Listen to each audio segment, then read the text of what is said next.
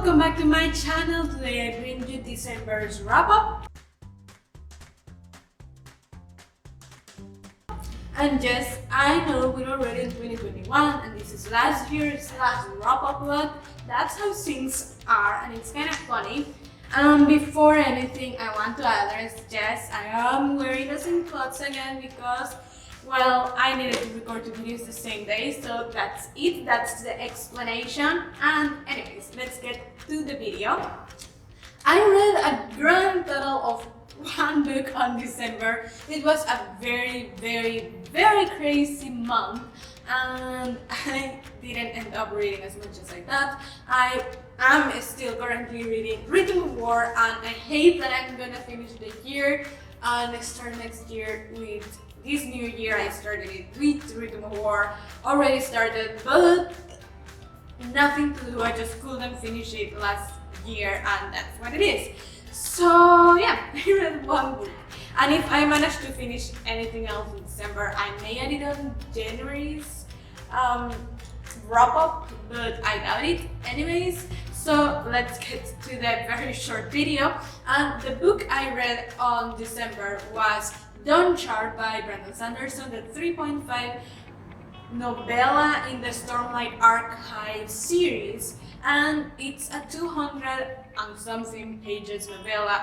And yes, I am agreeing that it's a novella for once, just because the books usually are over 1,000 pages long. So let's agree that it's a novella because, you know, comparison and everything, it fits.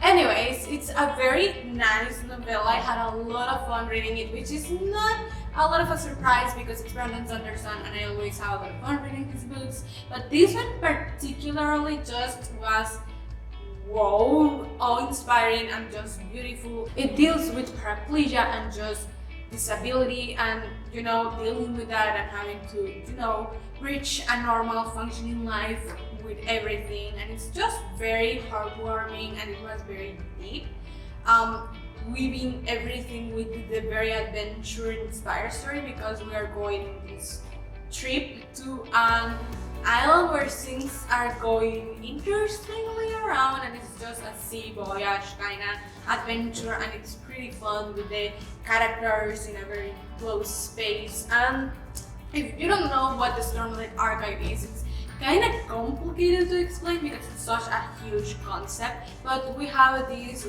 world that it's Russia and this world has very particular things, natural disasters that are very big and constant that change the way of life of people as well as cultures that are very dominating. And right now everything is coming to a head. A 7-year war is happening as well. And it's just a lot of elements that make things very difficult. We also have a lot of magic or power that's coming into play and stories and legends that may not be as legendary as they sound. So it's very interesting. Overall, it's a very complex story, but at the same time it's very understandable once you start reading it, and it's very fun, and this is just situated in that world. And yeah, it's a short story, but as well it has a lot into it. We're following Reason, which we have seen before in the interludes in the main books, and I've never been the hugest fan of Reason.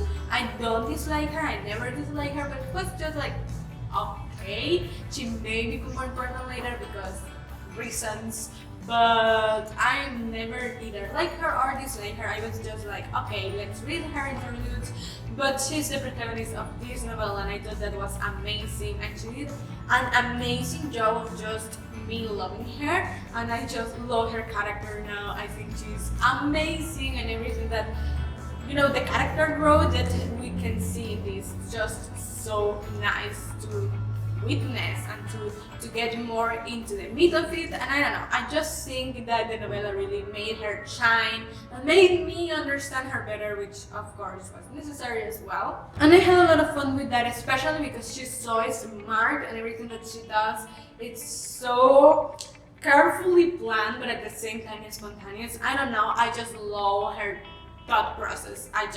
I do. It's so nice.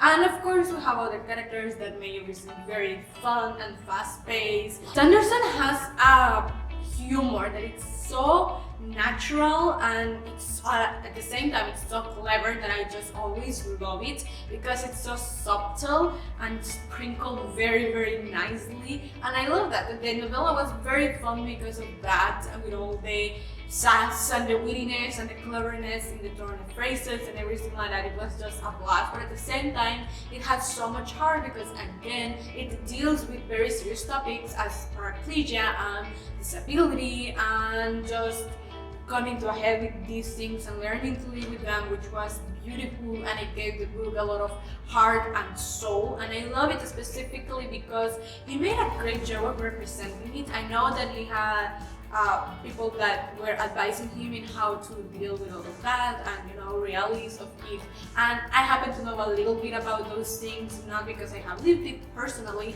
but I do know a lot of people that do have certain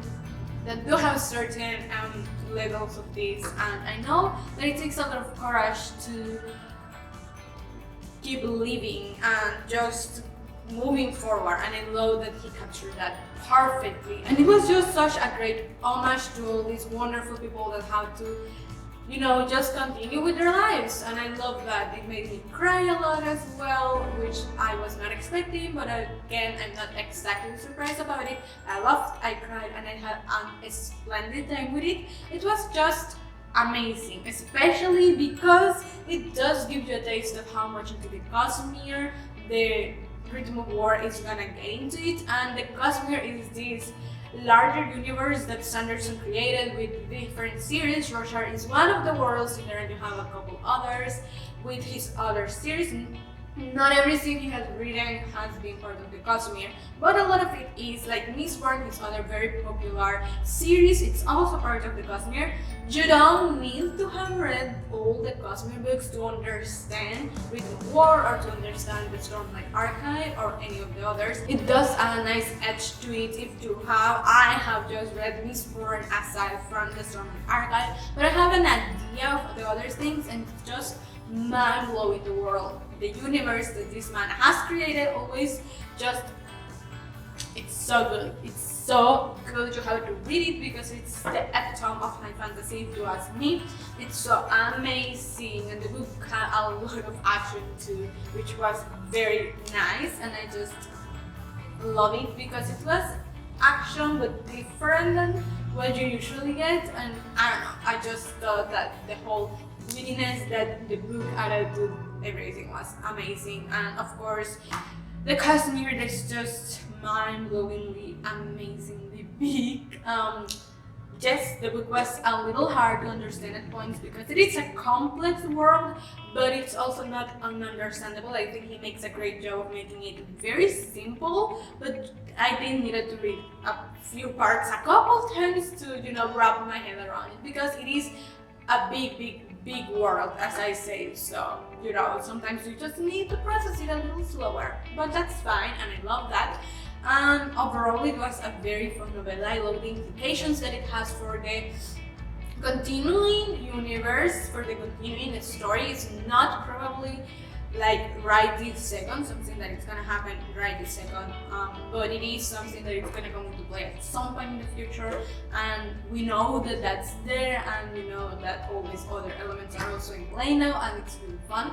I did have a long debate with myself of when to read the Dawnchart novella, because most of the time novellas don't really matter when you read them. It doesn't really matter, but this one I do recommend you read it before Rhythm of War, just because it's gonna add some context to some things that are referenced in Rhythm of War, nothing very specific. So if you read it after, it doesn't really change anything, I don't think, but it is nice to read it before, in the order that it was published and that it says that you should read it. I do agree that probably is the best. And yeah, that's what I thought about it. I gave it 4.5 stars just because even though I loved it so much, I don't think it quite reached the 5-star status.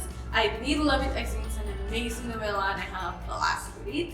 And I read it fairly fast, so I'm glad about that as well.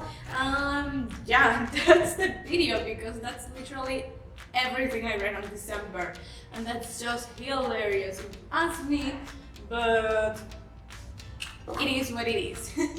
Anyways, if you like the video, don't forget to give it a big thumbs up, subscribe to the channel if you haven't already, and click the little bell icon so you can get notified every time I post a new video. Tell me down below if you have read any Brandon Sanderson book, or if you want to read any Brandon Sanderson book. I would love to know. And don't forget to follow me on my social media. I have Instagram and Goodreads if you want to know what I'm reading at the current time and to know what I'm thinking about what I'm reading. You can do that over there. And I'll see you next week. Bye! Also, quick aside, no, I'm not really sick. I just have allergies right now. If I sound a little bit strange, it's because of that. Bye!